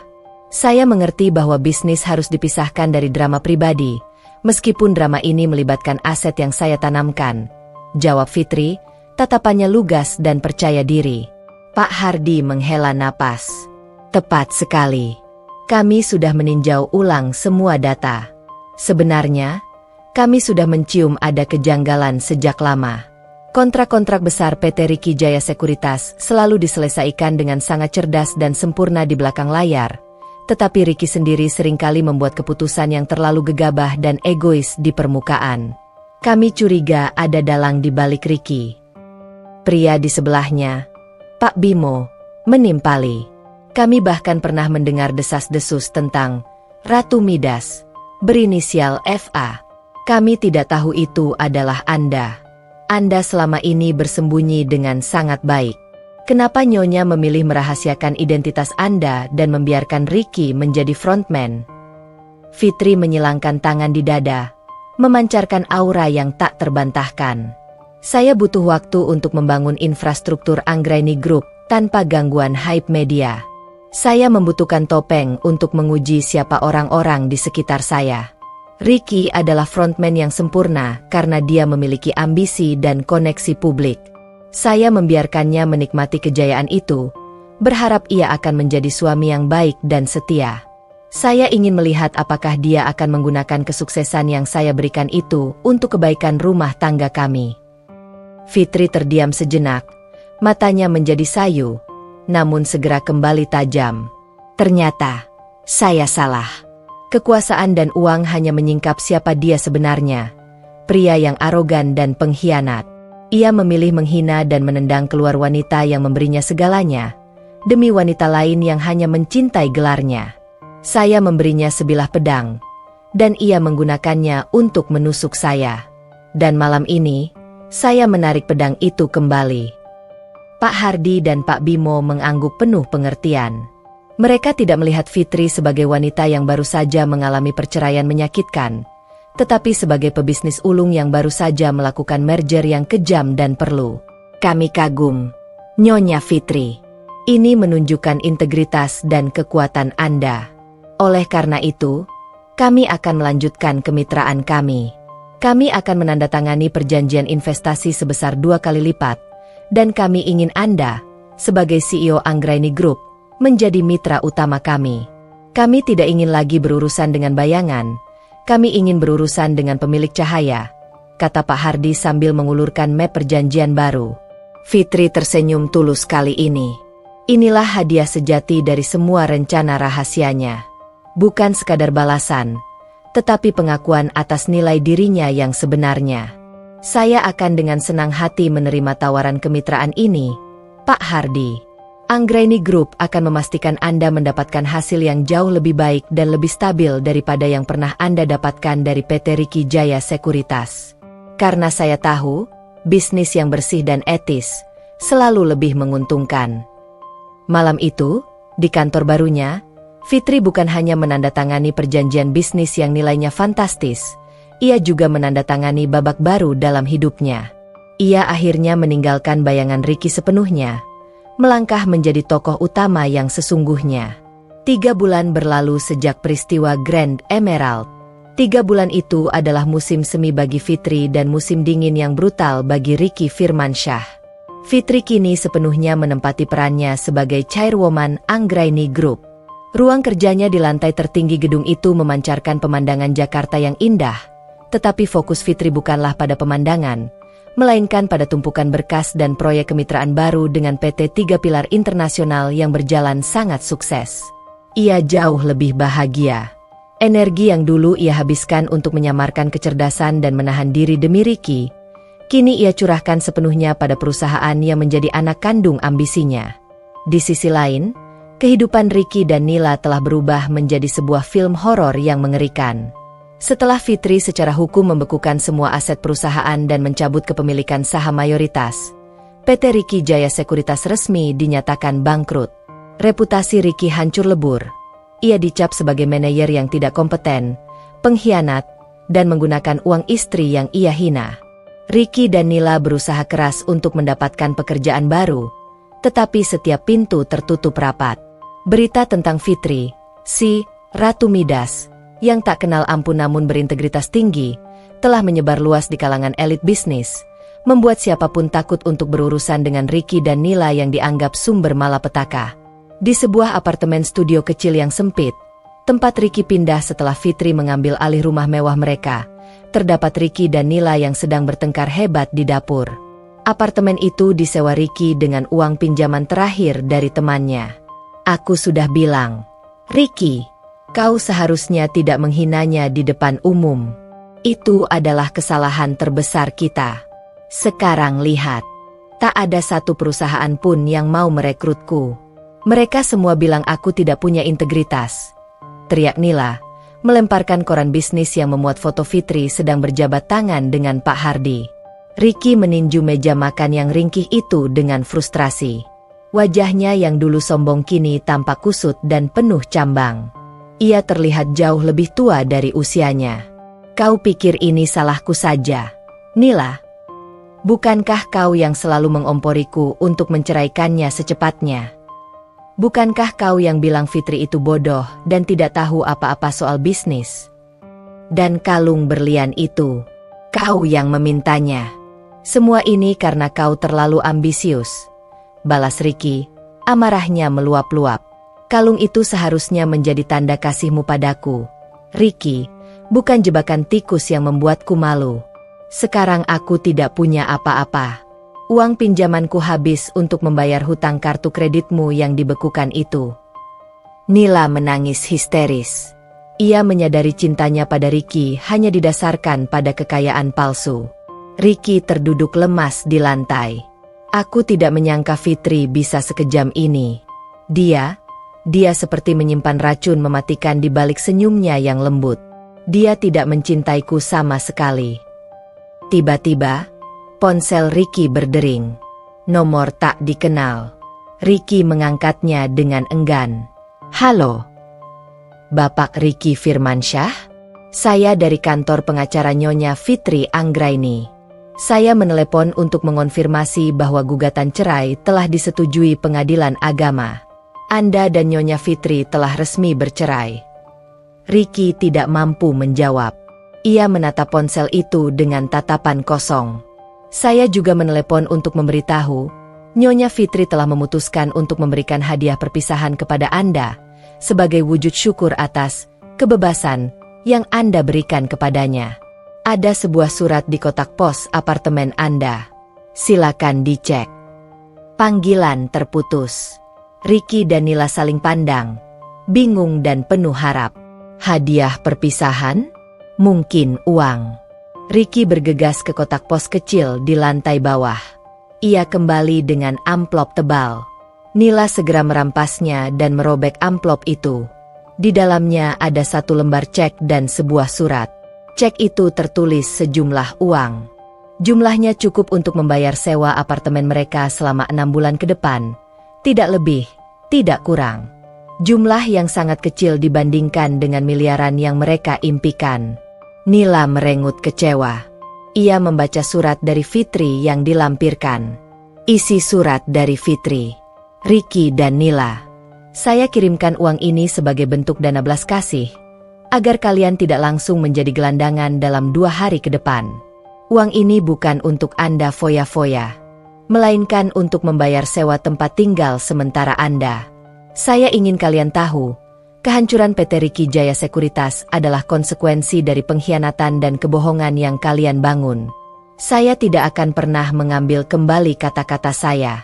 Saya senang karena sudah bebas. Surat cerai yang Anda inginkan sudah saya kabulkan. Anda dan Nila kini bisa menikmati hidup bersama yang jujur, tanpa harta, tanpa ambisi palsu. Hidup ini adil. Anda ingin menyingkirkan saya dengan tangan kosong, dan kini Anda berdiri di hadapan dunia dengan kedua tangan yang kosong. Nikmati kebebasan Anda. Tertanda, Fitri Anggraini, CEO Anggraini Group. Nila menjatuhkan surat itu. Air matanya kini berubah menjadi kemarahan yang membakar.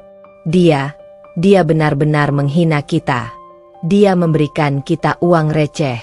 Kita hanya diberi waktu 6 bulan untuk bertahan. Nila berteriak. Ricky, sebaliknya, tidak marah. Ia justru tertawa pahit. Tawa yang menyadari kekalahan telak. Dia tidak menghina kita, Nila. Dia memberikan kita cermin untuk melihat diri kita yang sebenarnya. Dia benar-benar bebas. Kita yang terkunci dalam kurungan kegagalan kita sendiri. Ricky berjalan ke jendela kecil apartemen, memandang ke kejauhan. Di tengah keheningan, Ricky teringat momen di ballroom. Ia teringat bagaimana Fitri berdiri di panggung. Wajahnya yang tenang namun berwibawa, menghancurkan segalanya dengan satu panggilan. Ia teringat bagaimana ia menyebut Fitri tidak bernilai. Kini, ia sadar, ia telah menertawakan emas murni demi mendapatkan tembaga murahan. 6 bulan setelah Fitri mengirimkan cek dan surat perpisahan terakhir kepada Ricky, Anggraini Group telah berubah menjadi kapal induk yang tak tertandingi di lautan bisnis Asia. Fitri tidak lagi menjadi Ratu Midas yang misterius. Ia adalah CEO yang dihormati, disorot oleh media, dan ditakuti oleh para pesaing. Keputusannya yang cepat dan tegas dalam insiden Grand Emerald menjadi studi kasus di banyak sekolah bisnis. Sebuah contoh sempurna bagaimana integritas sejati mengalahkan arogansi berkedok kekayaan. Fitri duduk di kursinya, memandangi matahari terbit yang membanjiri kantornya dengan cahaya emas. Ia menyesap teh hijaunya, menikmati ketenangan yang kini menjadi bagian tak terpisahkan dari rutinitasnya. Pikirannya tidak lagi dipenuhi oleh menu masakan atau kecemasan rumah tangga, melainkan strategi pasar global dan proyek kemanusiaan yang ia sponsori. Pagi itu, Pak Surya masuk ke ruangan Fitri dengan wajah gembira. "Selamat pagi, Nyonya Fitri. Pagi ini kita sudah resmi mengakhiri sengketa terakhir terkait aset PT Riki Jaya Sekuritas. Semua hutang sudah dilunasi, dan sisanya akan digunakan untuk mendirikan Yayasan Fitri Anggraini yang bergerak di bidang pemberdayaan perempuan di sektor digital." Fitri tersenyum puas. Ia tidak mengambil untung dari sisa-sisa kehancuran Riki, melainkan mengubahnya menjadi benih kebaikan. "Bagus sekali, Pak Surya. Itu adalah akhir yang paling elegan untuk babak lama itu. Bagaimana dengan Riki dan Nila?" tanya Fitri, tanpa ada nada kebencian, hanya keingintahuan yang jauh. Pak Surya meletakkan map di meja. Riki Firmansyah, setelah gagal mendapatkan pekerjaan dimanapun, kini bekerja serabutan. Berita terakhir, ia menjadi driver transportasi online di pinggiran kota. Sedangkan Nila, setelah gagal masuk ke perusahaan-perusahaan besar, mencoba memulai bisnis kecil-kecilan, tetapi tampaknya tidak berhasil. Mereka berdua terpaksa harus pindah keluar kota setelah uang sewa apartemen mereka habis. Fitri mengangguk. Hukuman itu datang dari perbuatan mereka sendiri, bukan dari tangannya. "Saya harap mereka mendapatkan hikmah dari semua ini, Pak Surya. Ego dan keserakahan adalah penasihat terburuk," ujar Fitri. Tiba-tiba, Pak Surya teringat sesuatu. "Oh, ya, Nyonya. Ada satu hal penting. Perusahaan startup teknologi kita yang bergerak di bidang edtech, proyek Alpha, yang namanya sempat Anda gunakan di ballroom, kini menjadi perhatian serius. Kita butuh CEO yang memiliki visi dan passion yang sejalan dengan misi kita memberdayakan wanita dan anak muda." Fitri memikirkan nama-nama yang ada di daftar calon CEO, tetapi tak satu pun terasa pas. Proyek Alpha adalah proyek yang lahir dari idealismeku yang dulu dipandang remeh. "Aku butuh seseorang yang cerdas, rendah hati, dan memahami betul perjuangan membangun sesuatu dari bawah," kata Fitri. Saat itu, pintu ruangan Fitri diketuk. Masuklah seorang pria tinggi, berwibawa, dan tenang, dengan tatapan mata yang hangat. Pria itu adalah Adit Wardana, Chief Technology Officer, CTO, yang baru direkrut Fitri dari Silicon Valley. Adit adalah seorang jenius teknologi dengan latar belakang yang sederhana, sama sekali berbeda dari Riki yang flamboyan. "Maaf mengganggu, Nyonya Fitri. Tim dev saya butuh konfirmasi akhir untuk launching beta proyek Alpha," kata Adit, suaranya tenang dan fokus pada pekerjaan. Fitri memandang Adit. Ia melihat kemiripan antara Adit dan dirinya, kecerdasan yang tersimpan rapi dan ketenangan yang tak mudah digoyahkan. Berbeda dengan Riki yang selalu mencari panggung, Adit adalah pohon rindang yang kokoh. "Adit, duduklah sebentar," pinta Fitri. "Aku baru saja membahas tentang CEO untuk proyek Alpha." Adit duduk, menunjukkan rasa hormat yang tulus, bukan rasa takut yang ditunjukkan Riki dan Nila. "Aku tahu kamu adalah CTO yang luar biasa, Adit. Tapi aku ingin tahu, apa visi MU untuk proyek Alpha? Bukan dari sisi teknologinya, tapi dari sisi dampak sosialnya," tanya Fitri, ingin menguji kedalaman pria di depannya. Adit tersenyum, senyum yang tulus tanpa kepalsuan. "Visi saya, Nyonya Fitri, adalah menciptakan penerangan bagi mereka yang berada dalam kegelapan. Saya melihat banyak wanita dan anak muda yang memiliki potensi luar biasa, tetapi mereka kekurangan akses dan validasi. Proyek Alpha harus menjadi validasi itu. Ini bukan tentang uang, tapi tentang mengembalikan kepercayaan diri yang seringkali dicuri oleh orang-orang terdekat mereka. Fitri terdiam, merasa sangat tersentuh. Adit tidak hanya memahami visinya, tetapi juga menyentuh luka lama yang ia rasakan ketika Ricky menertawakan nilainya. Itu adalah jawaban yang saya tunggu. Saya tidak ingin lagi mencari CEO. Saya ingin Anda, Adit. Saya ingin Anda yang memimpin proyek Alpha sebagai CEO. Putus Fitri, tatapannya tegas. Adit tampak terkejut, tetapi ia segera mengangguk, menerima tantangan itu dengan kerendahan hati. Saya merasa terhormat, Nyonya Fitri. Saya akan menjamin proyek Alpha akan menjadi cahaya baru di dunia edtech. Sore harinya, Fitri menghadiri gala dinner bisnis. Ia kini tidak lagi menyembunyikan kecerdasannya. Ia berbicara dengan para eksekutif dan politisi, pandangannya didengar, dan argumennya dihargai. Ia tidak lagi menjadi bayangan, melainkan pembentuk opini. Saat sedang berbincang dengan seorang diplomat, Fitri menyadari bahwa ia telah mencapai kedamaian yang sejati. Kebebasan itu bukan hanya datang dari surat cerai atau kekayaan, melainkan dari pengakuan atas nilai dirinya sendiri. Tiba-tiba, ia melihat Ricky. Ricky, yang kini bekerja sebagai valet parking di hotel mewah tersebut. Ricky mengenakan seragam, wajahnya lelah, dan ia terlihat sangat kecil di tengah gemerlap pesta. Ia menunduk, sibuk mengambil kunci mobil tamu. Ricky tidak melihat Fitri, tetapi Fitri melihatnya. Ia tidak merasakan kebencian, hanya rasa kasihan yang hampa. Ricky adalah babak lama yang sudah ia tutup. Saat Fitri berjalan keluar, mobil dinasnya ditarik ke depan. Ricky adalah valet yang harus mengantarkan mobilnya. Ricky melihat kaki Fitri yang melangkah, dan baru menyadari siapa pemilik mobil itu. Ia mendongak. Wajahnya dipenuhi rasa malu yang luar biasa. Malu yang 100 kali lebih buruk daripada yang ia rasakan di ballroom 6 bulan lalu. Ricky berdiri mematung.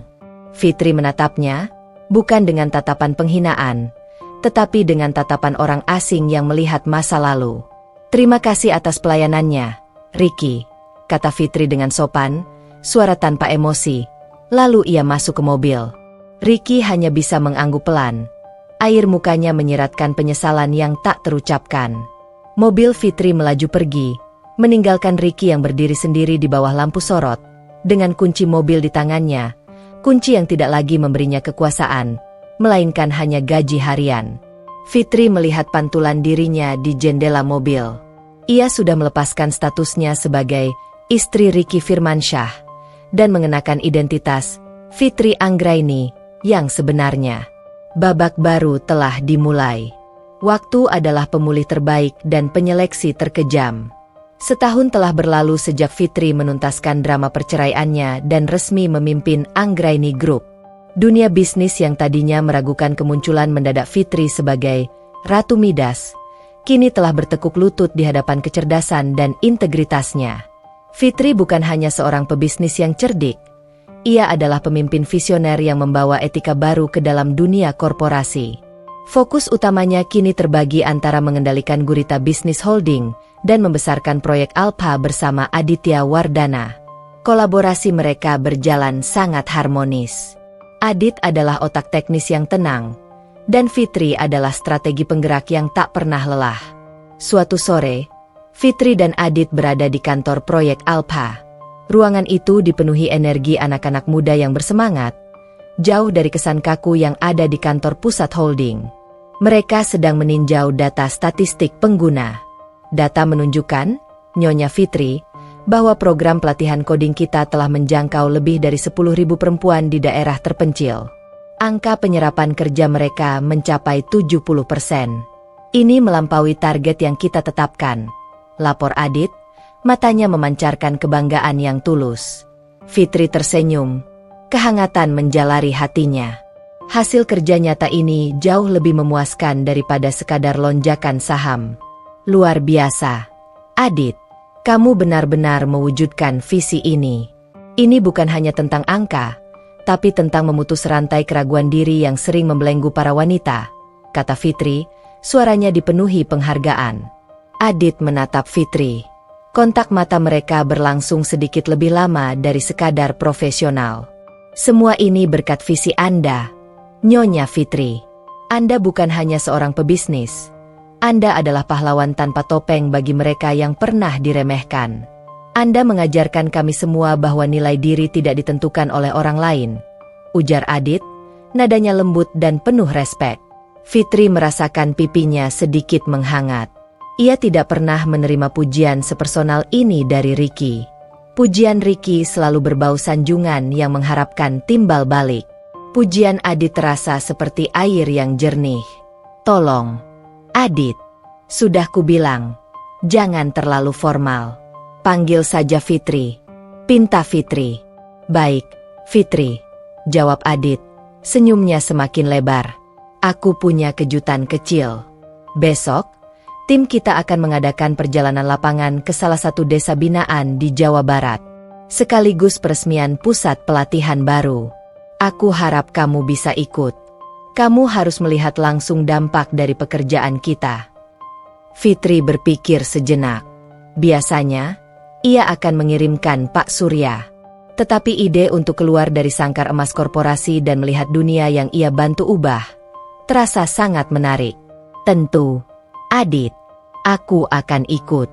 Sudah terlalu lama aku hanya melihat dunia dari jendela kantor ini. Sudah saatnya aku kembali menjejakkan kaki ke bumi. Putus Fitri. Keesokan harinya, Fitri menanggalkan gaun kerjanya dan mengenakan kemeja kasual yang nyaman. Ia bergabung dengan tim proyek Alpha dalam perjalanan panjang. Dalam mobil, ia dan Adit banyak berbincang, tidak hanya soal bisnis, tetapi tentang buku, musik, dan masa lalu. Fitri menemukan bahwa Adit juga menyimpan cerita tentang masa lalu yang sulit, tentang bagaimana ia pernah diremehkan karena latar belakang keluarganya yang sederhana. Aku sering berpikir, Fitri, kata Adit, matanya menerawang ke jalanan yang ramai. Orang-orang sepertimu dan aku, kita membangun diri kita dua kali. Sekali untuk bertahan hidup, dan sekali lagi untuk membuktikan diri pada dunia. Bukan pada dunia, Adit, koreksi Fitri, menoleh padanya. Tapi pada diri kita sendiri. Dunia hanya perlu mengikuti. Aku dulu membiarkan Ricky mendefinisikan nilaiku, dan itu adalah kesalahan. Sekarang, aku hanya mendengarkan hatiku. Benar, Adit mengangguk. Mungkin itu mengapa kamu sangat sukses. Kamu memiliki ketulusan yang tajam. Kamu tidak mengintimidasi, tetapi kamu menenangkan. Itu adalah kombinasi yang langka. Perjalanan itu terasa sangat berbeda dari setiap perjalanan bisnis yang pernah ia lakukan dengan Ricky. Ricky selalu memaksakan agenda dan fokus pada penampilan. Dengan Adit, Fitri merasa ia bisa menjadi dirinya yang apa adanya, tanpa filter. Saat mereka tiba di desa binaan, Fitri disambut dengan antusiasme yang luar biasa. Perempuan-perempuan muda dari berbagai usia mengerumuninya. Mata mereka dipenuhi kekaguman. Mereka tidak melihat CEO yang kaya raya, melainkan melihat inspirasi hidup. Di atas panggung sederhana, Fitri memberikan pidato tanpa teks. Dulu, saya juga pernah merasa kecil. Saya pernah merasa bahwa suara saya tidak didengar. Saya bahkan pernah berpikir bahwa nilai saya hanya sebatas apa yang saya sajikan di meja makan, ujar Fitri. Suaranya sedikit bergetar karena emosi. Tapi kalian harus tahu, setiap orang memiliki anggraini capital di dalam dirinya. Itu adalah modal yang tidak bisa diambil oleh siapapun. Modal berupa kecerdasan, ketekunan, dan kemauan untuk bangkit. Jangan biarkan siapapun, entah itu suami, pacar, atasan, atau bahkan lingkungan, mencuri modal itu dari Anda. Saya bukan datang untuk memberi uang.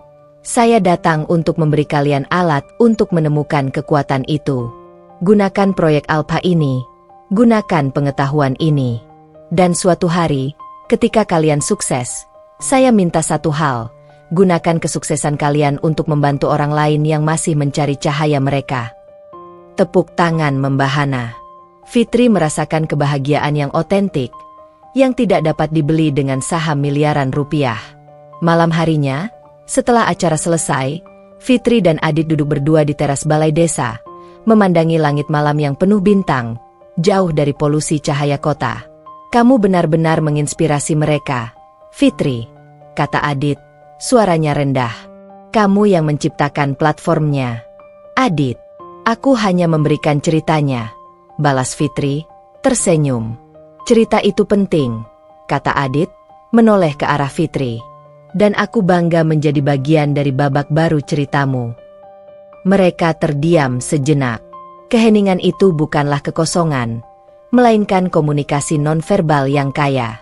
Kamu tahu, Fitri, lanjut Adit, melihat caramu bangkit dan cara kamu menggunakan kekuasaanmu, itu luar biasa. Kamu tidak menggunakan kekayaanmu untuk menghukum, tetapi untuk memperbaiki apa yang salah di dunia ini. Itu alasan kenapa aku sangat ingin bekerja denganmu. Fitri menatap Adit. Matanya berkaca-kaca. Ia melihat di mata Adit bukan lagi CEO dan CTO, tetapi dua jiwa yang saling memahami. Terima kasih, Adit. Aku juga senang kamu ada di sini. Setelah semua badai yang aku lalui, aku akhirnya merasa ada fondasi yang kokoh untuk masa depanku. Dan itu bukan lagi fondasi yang dibangun di atas kebohongan, ujar Fitri tulus. Hubungan Fitri dan Adit telah melampaui sekadar rekan kerja. Itu adalah kemitraan batin yang dibangun di atas rasa hormat, kejujuran, dan visi yang sama. Fitri tahu, babak baru dalam hidupnya ini tidak lagi perlu ditutup-tutupi, melainkan harus dinikmati dengan penuh syukur. Tamat.